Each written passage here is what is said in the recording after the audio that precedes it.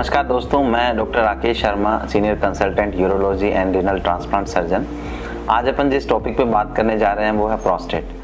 Prostate एक महत्वपूर्ण जननांग होता है शरीर के अंदर, परंतु उम्र के साथ बढ़ने के साथ इसमें वृद्धि होनी शुरू हो जाती है। ये वृद्धि दो तरह से होती है, एक बिनाइन और मैलिग्नेंट। आज अपन बिनाइन इनलार्जमेंट ऑफ प्रोस्टेट पे बात कर रहे हैं। जनरली इससे संबंधित जो समस्याएं आती हैं वो 50 साल की उम्र के पश्चात आती हैं।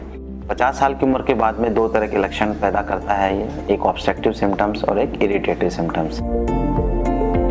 ऑब्स्ट्रक्टिव सिम्टम्स जैसे पेशाब की धार कमजोर होना, पेशाब में जोर लगाना यानी स्ट्रेनिंग, पेशाब करने के बाद में पूरी तरह से संतुष्टि नहीं मिल पाना, incomplete emptying of the bladder, पेशाब करने के बाद बूंद बूंद गिरना, ड्रिबलिंग ऑफ द यूरिन, पेशाब करते तुरंत नहीं लगना यानी हेजिटेंसी, ये इस तरह के ऑब्स्ट्रक्टिव सिम्टम्स आते हैं।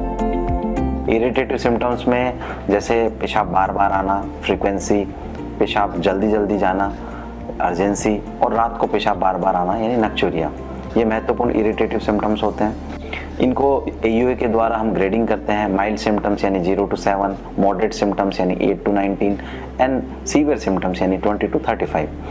इनके अब लक्षणों की अपन बात करते हैं, इसका अपन पहचान कैसे करें। हिस्ट्री और एग्जामिनेशन के बाद में हम इसके इन्वेस्टिगेशन कराते हैं, जिसमें महत्वपूर्ण दो इन्वेस्टिगेशन होते हैं, सीरम PSA और सोनोग्राफी। USG के द्वारा हमें पता चलता है कि प्रोस्टेट की साइज क्या है और प्रोस्टेट की वजह से कोई कॉम्प्लिकेशन तो क्रिएट नहीं हो गई है। इन सब चीज़ों की जांच के पश्चात अपन ट्रीटमेंट स्टार्ट करते हैं। अगर माइल्ड सिम्टम्स होता है तो हम थेरापेटिक डाइटरी मॉडिफिकेशन करते हैं, जैसे रात को सोने से 2 घंटे पहले हम लिक्विड्स हैं वो अवॉइड करें। मॉडरेट सिम्टम्स में हम मेडिकेशंस प्रिस्क्राइब करते हैं, जिससे ज़्यादातर तो मेडिकेशन से ठीक हो जाते हैं। परंतु अगर सीवियर सिम्टम्स हैं और उसके साथ में कॉम्प्लिकेशन है, कॉम्प्लिकेशन जैसे पेशाब की थैली के अंदर स्वेलिंग, पेशाब की थैली में बार बार पथरियां बनना, इन्फेक्शन होना, और सबसे महत्वपूर्ण होता है कि गुर्दे के अंदर स्वेलिंग आना, सीरम क्रेटिनिन है वो बढ़ जाना, यानी कि किडनी फेलियर की तरफ अगर जा रही हो तो वो एब्सोल्यूट इंडिकेशन है सर्जरी का। सर्जरी के लिए पहले कन्वेंशनल जो ट्रीटमेंट होता था ओपन सर्जरी, वो आजकल बहुत ही एब्सोल्यूट हो गई है।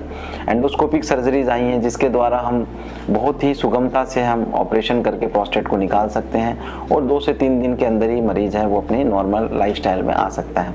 इसके अंदर एक TURP होता है, ट्रांसयूरेथ्रल रिसेक्शन ऑफ प्रोस्टेट।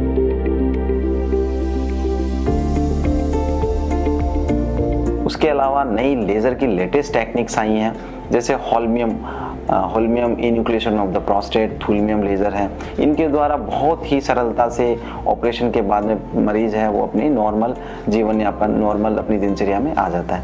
तो मैं यही अपील करना चाहूँगा और ये आश्वस्त करना चाहूँगा कि यूरोलॉजी के अंदर जो भी समस्याएँ आती हैं उनको अपन अगर प्रारंभिक तौर पे ही जल्दी अपन अगर उचित परामर्श ले लें तो कॉम्प्लिकेशन नहीं आती और अपन उसको सुगमता से ठीक कर सकते हैं। धन्यवाद।